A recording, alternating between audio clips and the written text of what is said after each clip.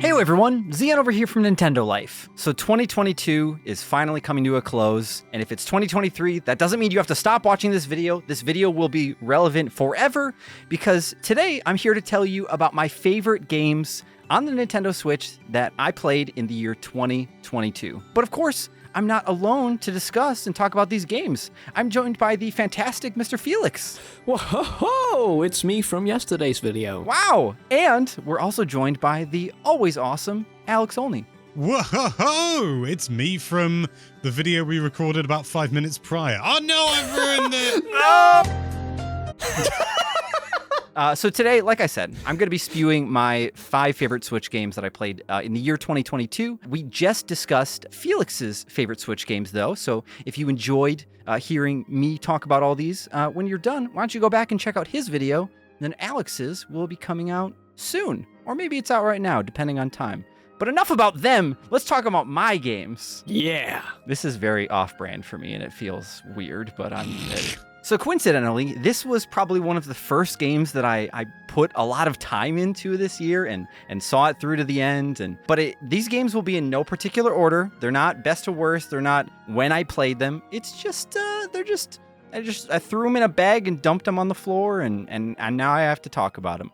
So the first one, though, for me, is Pokemon Legends Arceus or Arceus. I'm never gonna be able to figure that out. For me, though, this was really surprising because everything that was leading up to it, we really didn't see a whole lot for the game. And when I finally got my hands on it, I spent maybe like the first 3 or 4 hours. I was not having a good time because this game. I remember. Yeah, I think you and I had a talk about it, and I was just like, man, this game is just... This game blows! Yeah, and then, though, my tune really changed, and I think a lot of the things that I was worried about in the beginning were the fact that you catch so many Pokemon that you're not going to, like, build any digital fake relationships with any of them, you know, like when you... They're real. Yeah. They're real, Xeon. Exactly, my Ivysaur... Which actually, that's not even spoiler alert. There's no Bulbasaur in Legends at all. But I can. Crime. I know, a crime, really. But I thought that you're going to be catching so many Pokemon, kind of like in Pokemon Go, that you won't really develop bonds with them. But it really was the complete opposite in the end. I've never felt tied closer to Pokemon in a video game because you can actually, like, I know both of you have played this game already, but you can throw Pokeballs out into the overworld because it's not an open world game, but you have like these zones that you can kind of it's open zone. Gosh dang it, what have I done? But you have these areas that you can roam around in, and your Pokemon can kind of hang out and follow you around, and it feels very... There have been some Pokemon games like Heart Gold and Soul Silver where you can have a Pokemon follow behind you, and some others have done that. But here you can pat them on the head, or you can talk with them, or depending on the areas that you encounter a Pokemon in, they might act differently as well. And like you can just the Pokemon feel so real in this game because they just have so many different animations in comparison to the other versions of the game, and just being able to see them like hang out in the real in this digital real world, it just really left a mark on me. Like I put over 60, maybe 70 hours into this game. Oh. And recently I was hanging out at a game store shopping around, and I heard somebody talking to somebody else in the store. They were considering what Pokemon game to buy, and they were like, don't pay $60 for Arceus, it's just a beta. While I do think that there are merits... Was this before or after Scarlet came out? This was before. Oh, okay. That's a fair point. But this person was basically just saying like, oh, like this game is unfinished. There are so many things that, like graphically, it's not the most appealing game. The story can be a bit bland in places, but it just...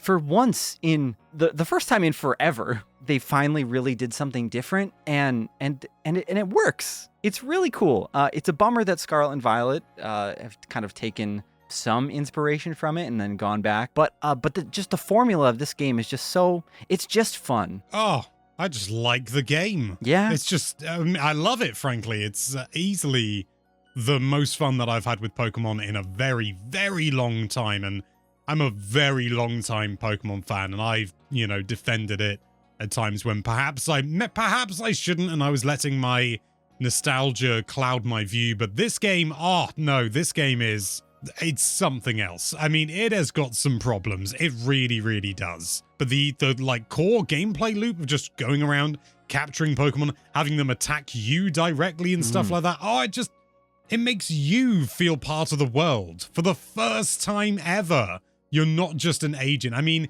you can excuse it on the older platforms like the original Game Boy, super basic system, but like in 2021 and 2, no excuse. But, you know, you really do feel present in this game. I love it. And it doesn't run at 15 frames per second, which, yay. That's also a bonus. I remember when I saw the first trailer for the game, and it was just, I think it got leaked just before someone said, oh, there's going to be this open world Pokemon game, and it turned out to be true. It was so crazy to see. It looked really fun. I had my doubts about it. I tried it out, and it was really fun. I still have my problems with it, but I don't think I gave it enough of a chance. I think, just like you, I didn't have the best experience at the start, but when you get more into it, I did start to feel that this game, well, there is actually something special here, and I just started playing other games, where Sion, he just got mesmerized by it. Well, and that's the thing, too, is like there are so many games to play, so you can't ever be faulted for putting something down and picking something else up, you know? There were just so many little things in this game, like kind of like what Alex was touching on this a little bit, too, but the world just feels so alive. Everything in the game, for the most part, feels like it just makes sense. Like when you're being attacked and if you run out of Pokemon, you might have to like run back to the base to actually heal up because you have no other Pokemon to throw out. Yeah, you don't pass out if you run out of Pokemon in this game, do you? I don't recall.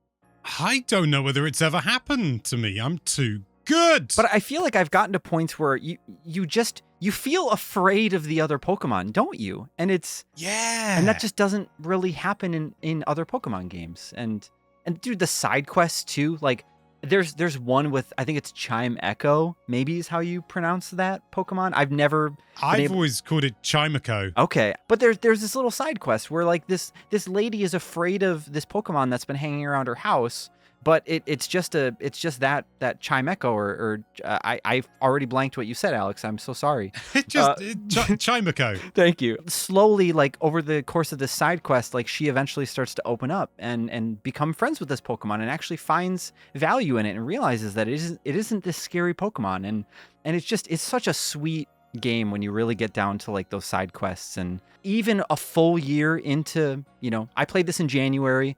It's the end of 2022 now, and I still think like it's the best Pokemon game to come out in the past 10 years. Like if you can only play one, play this. Yeah, okay, no, that music really annoys me. But you know what doesn't annoy me is the music in Nier Automata or Nier Automata, Whoa. whatever you would like to say. So this is kind I'd like to say Nier potato. You cut it out. I just sort of went. Oh, okay. Okay. So I played this game on Switch this year, but this is kind of my cheaty game, I guess, for the list, because I actually played this game in like the end of 2020 or maybe the beginning of 2021.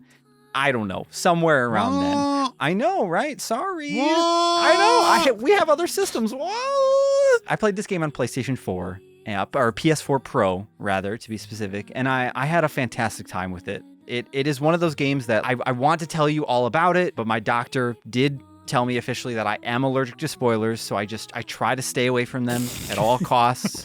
even if it's not me being spoiled, I just for both of our sake. But if you like action platformers like Bayonetta, Astral Chain, Devil May Cry, this is very much a game that I think you legally may have to play, because it's such a smooth and like fun and fluid game to play. And one thing that I've noticed while playing this too is that it doesn't really punish you for being bad at action, like hack and slash games either. Like maybe you guys can talk about this too, but I've played a bit of Bayonetta 1. I mean, I played Astral Chain, and I recently played Devil May Cry 5. My brother bought it for me for Christmas like a year ago. Oh. And I really liked those games, but oftentimes it feels like you have to get good at like the combo systems. And I feel like Nier doesn't punish you for not being able to pull off like an S level combo. because it has these like RPG elements built into the game as well, where the more you fight, you level up, you can find different weapons, and so maybe that's kind of part of why I had such an easy time with the game. But it's a sad game at times, but it's very easy to get into, and it's so unique. It has like action hack and slash elements, but it also has shoot 'em up sections where you're flying around a ship, and it gets very like bullet hell crazy. Some people might say like, well, Xeon, you played this on PS4, like it's superior on PS4, right? Well, it is. It runs at, I think, 60 FPS on PlayStation 4 and just other consoles. But on Switch, it runs at a super solid 30 FPS. And it genuinely looks really good too. Like I put in a decent amount of time into it on Switch. I did the video adaptation of our written review, and if there weren't other games that came out like around the time that this released, I probably would have just played it again on Switch. But 2022 was like a pretty big year for me personally, I think, with just games that I was excited for. So I've been busy with other stuff. If you've never heard of this game, never played it, thought about it, like the Switch is not a bad place to play it. And it's also one of those games that'll probably leave an emotional mark on you. Oh, a callback to yesterday. Yeah. It's the PS4's little gator game, isn't it? Ah. Sure. Yeah. Sion. Yeah, it's all about having fun with your friends. I don't think they can be more different, those two games. Sion, why is it called Nier Automata? Or Automata? I think I would have to do some Googling to figure that out exactly. Well, Nier's the series, isn't it? And I'm Correct. guessing Automata is in reference to the fact that they're beep boop robots. Yeah. This is not it's the second game in the Nier series, but you don't need to have played the first game in order to understand anything here. Apparently they have some connections, but you don't need to play the first Nier, which is called Gestalt or Replicant, depending on who you talk to or what region you're in. You can start with Automata, and get lost in the world. Like, please play this game. Please get lost. I'll do it next year. And that way I can have it on my list next year. Yeah. Oh. Listen to us talk about it again. And while Nier was it was an impossible port, I think it's fair to say. It was one of those games that it felt like we would never get on Switch, and if we did, it was probably going to be a cloud release, but it's not, and that's really nice. But another game that was not only like an impossible port, was an impossible remake, but was like just something that I think nobody ever thought the world would get, and that was Live Alive on Switch. Got a full from the ground up remake, and I beat the game, I finished it, and it's such a rad game. For anyone who doesn't know, Live Alive was an RPG that was made by most of the team that worked on or parts of the team that worked on Chrono Trigger, my personal favorite, Final Fantasy IV, and there's even like the director of Mother 3 also worked on Live Alive. Oh. And this game came out almost 30 years ago on the Super Famicom. Is it that old? I hate saying that out loud, but yes. It's older than you, Felix. It's almost older than you guys. Well, no, it's not. It's younger than us. I said it almost. But it's close, Alex. It's close. But the thing that makes this even more special is the fact that the game never came out in English. It had a fan translation that was unofficial and everything, but this was the first time that you could walk into a store and buy this off the shelf and play it officially on hardware. But not only that, the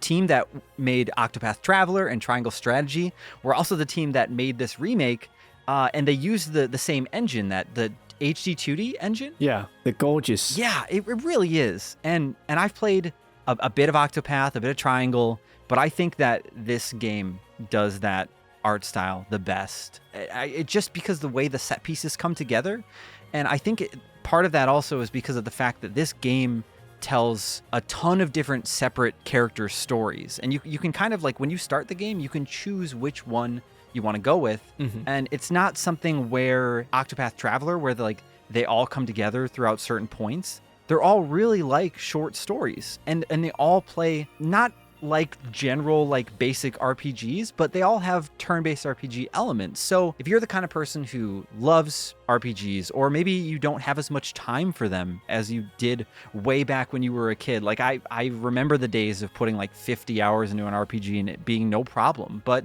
not everybody can do that. And this, My God, it's like you've known me all my life. right? Like, and that's okay. But it feels like this game is something that you can pick up and you can play an episode or a story of this game. You could put it down for 6 months if you want, and you could pick it back up again, and you don't have to feel guilt about like diving back in, because all of the stories are self-contained, and there is more to it than that. But you know me, I'm not going to tell you anything about that.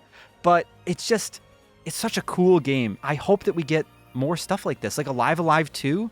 It would be great to see more stories like this come out where you get that RPG experience, but with just not the huge time commitment.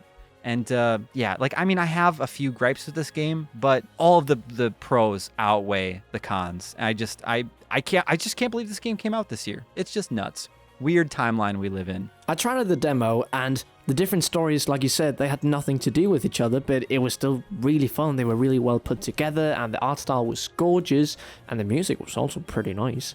It's just like you get 6 games in one game, essentially, and it's just really cool. Yeah, and I mean, some of them are pretty short. Like, I think one of them took an actual half an hour, not even a full hour to finish, but there are others that'll take 3 to 4 hours. Speaking on the music too, the boss theme, Megalomania, Toby Fox was inspired to make Megalovania based on that. For a moment, I thought you just misspoken, and I was like, what?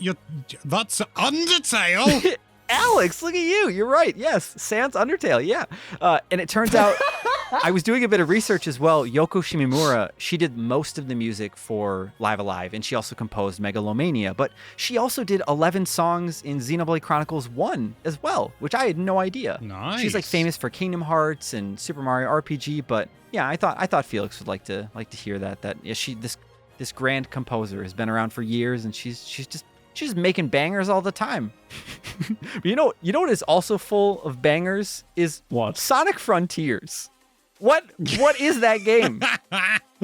It's an open zone game, a lot like Pokemon Legends Arceus in many ways. That is a very good point, and that makes sense as to why I said zone earlier, because that term has just been drilled in my brain. I mean, I was being facetious, but okay. Well, I mean, I think they have that. Maybe there's more truth to my snide remarks than initially it appeared. Does that deserve its own video? Maybe not, but it was a thought. So. And that was enough about Sonic Frontiers. Let's move on to the next one. Well, because it's Felix's favorite game. He doesn't want anyone else talking about it. No, it's because it's that fast, so it just flew by. Exactly. The time when you're having fun, right? You just don't even realize you had it. That's what happens.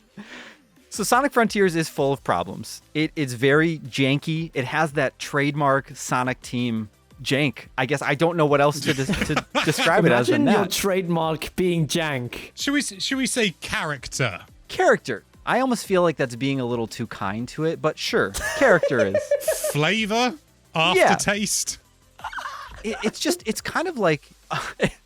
I can't believe I'm saying this. It's kind of like Pokemon Legends in the fact that it's not a perfect game. It has a lot of ways that it can be refined and made better, but this is just such a strange but promising step for the series to take. So Sonic Frontiers is an open zone game. It's not open world, but you get to roam around these massive environments, sometimes way too fast, but there's grind rails everywhere, there's ramps to hit, there's boost pads. It's fun to just roam around and look for collectibles as Sonic. And my biggest worry with this game was that the bosses and the combat was going to feel tacked on, that it just was going to be unnecessary, and it was going to slow everything down.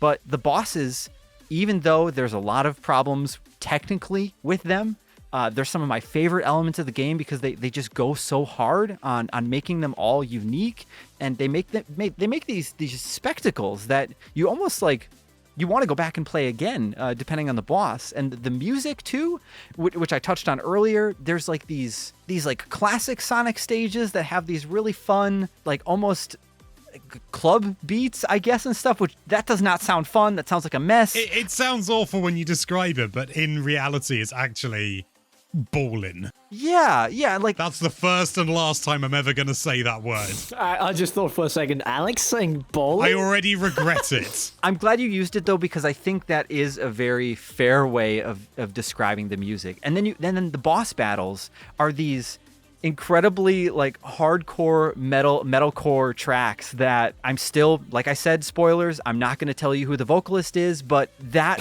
hearing that first boss track when right when you start the boss, that is probably my highlight of the year. Like the biggest surprise for me was who sang on those tracks, and I had goosebumps. It was Alex. Yeah, Alex, I still don't know how you pulled it off. You said no spoilers. Well, it was Felix, and now I have to go take a shot that my doctor prescribed. So thanks, guys. But it's just Sonic Frontiers really surprised me. I had a lot of hype for it, but I just it didn't disappoint. I haven't finished it yet, but I'm like 20 hours in, and I'm loving every bit of it, except for the times that I like fall off a cliff. I'm the same. I'm teetering on the verge of completing it, and I just haven't got round to actually finishing the last little bit. And I find that happens quite a lot with games that I'm enjoying. I think in a subconscious way, I'm like, I don't want it to end. That's a really wholesome thought, though. So I stop playing it and make it end earlier, which is stupid. Well, as long as you don't put it down forever. Like I did that with Final Fantasy VII. I like made it to the final dungeon with a big boss, and I was like, I'm gonna go grind and do some side quests. And then guess what? I didn't do any of that.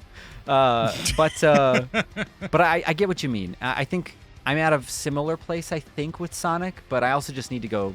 I just need to play it. What am I doing? Actually, one thing I was doing was finishing the last game on my list. And this, I'm not going to talk about this much at all because I very, very much think that this is a game that you need to go in knowing as little as possible. Super Mario Odyssey. Super Mario Odyssey is definitely not it, but I did enjoy that game a few years ago. This year, this honestly I think is my game of the year too. I'm just gonna say that is Tunic. Tunic is an indie. It's basically like an indie version of The Legend of Zelda, in the sense that it's an adventure game. You're roaming around this world, finding secrets, collecting treasure, getting lost. There's all sorts of different regions to explore in the game that look different, and it just feels like this epic quest. But the way that the story and the it carries itself out, and the way that you actually learn to play the game is like an experience that I wish I could just give everyone as a gift, because my favorite series is The Legend of Zelda because of the times like when I grew up with that series. I remember playing like Ocarina of Time with my mom. I remember playing Link's Awakening with one of my cousins. I remember when my mom and I both bought Oracle of Ages and Seasons, and we played them separate, and then we linked them together at the end, and we beat the secret boss that you get to do that is not a secret now for the people that have never played it. But Tunic, if you're a fan of those games, or even if you've never played Zelda games before, it just has a level of polish and quality and care, and it just delivers you this experience that you can't find it anywhere else. Like, there are so many Zelda clones out there. Like there are games that are trying to capture the magic of being a Zelda game that they forget about, like what makes those games so special. And it's the adventure. It's the dialogue that you have with friends. It's meeting somebody on the playground and talking to them about this thing that you didn't know was in the game. And then that person goes home and plays it, or maybe they have their Switch on them and they talk about it. It's the games that get you to take notes. It's the games that get you to do things that you wouldn't normally do that stick with you. And Tunic, it's just such a special game. And if you do get to play it, I don't know if either of you guys have touched it yet, but if you do, and when you do, find someone to potentially play it together with and trade notes, have that dialogue, because the game can be tough. And it's going to make you want to go online and look up walkthroughs and cheats. And I don't blame you if you do, but if you can share the experience with somebody else, you will just not forget it. I fully believe that. I'm losing my composure over here talking about this game, so I'm gonna cool it. But Tunic, wow. It's not even that the story hits you in a certain way. I talk about like wishing, and I know other people say this too, that they wish that they could like go back and wipe their memory of playing Ocarina of Time or Breath of the Wild. I do that all the time. Right? Like you wish you could play from scratch. Tunic is one of those games as well that I wish I could just I'm looking forward to the day of being like 80 and not having a clue what Tunic is and being able to play it. That was a very moving, almost speech you made about the game. Like when you talked about it, I want to go play Tunic now. It was already high on my backlog list. There's just so many games, but Sure. I will promise you, I will play it in the next year. Thanks, man. Yeah, I'm super keen to play it as well. I mean, is it on Game Pass? I can't remember if it's on Game Pass or not, because if it is, It is. oh, stop Yeah. me now. The last thing I want to say about the game too is, so when I was playing the game, my partner and I and one of her friends, we like took a drive out to a mountain or we went on a waterfall hike, and we saw a couple waterfalls, and I played the game on the way there and on the way back. And while we were on the hike though, there were moments where I was like, man, I just want to like sit down next to this body of water, next to all these like lush green trees, and I just want to sit here and play Tunic. I just want to have my notebook, and I don't even draw, but I want to sketch stuff. Like it just does stuff to you. It's really cool. And so I'll put up some nice imagery of the waterfall here so people can see exactly where I was. But Wow, it looks so beautiful, Sion. I love it. Isn't it? I would love to take you guys there. I would. And please play Tunic. Let's talk about it. Tell me about it. I won't spoil it for you. I promise. But of course, those are just my 5 favorite games that I played on the Nintendo Switch in the year 2022. If you've played any of them, please let us know in the comments down below. Let us know if you're moved to play any of these. And let us know what your favorite games were of the year as well. Maybe you'll inspire someone else to play something that they didn't know they should have been looking at this year. And of course, remember, Felix's video is out now. You can go check out that. We'll have a link in the description down below so you can see what his favorite games are. And Alex's video we'll be working on very soon, and that should be up momentarily. Whoa. Oh, wow. Right? Yeah. Catch my best favorite top games in 24 hours from the time that this is released. And catch mine in minus 24 hours. Yeah, you have to go back in time to listen to just kidding. It's Felix's video is here for everyone right now. It was live for 1 minute. And if you enjoyed this video and you want to see more videos like this, then why don't you nominate that subscribe button for a top 5 favorite subscribe buttons of the year? Because it's subscribe buttons is a good kid. It doesn't get us in trouble. It's my favorite game. Yeah, favorite game, subscribe button on the Nintendo Switch. Thank you all so much for watching. Thank you, Alex and Felix, for hanging out and listening to me ramble about games forever. Stay safe out there, and we will see you all next time. And the Game Award for Best Press Subscribe Button goes to... Checks notes. Me. The Nintendo Live subscribe button. It's okay, Alex. You'll get them next time.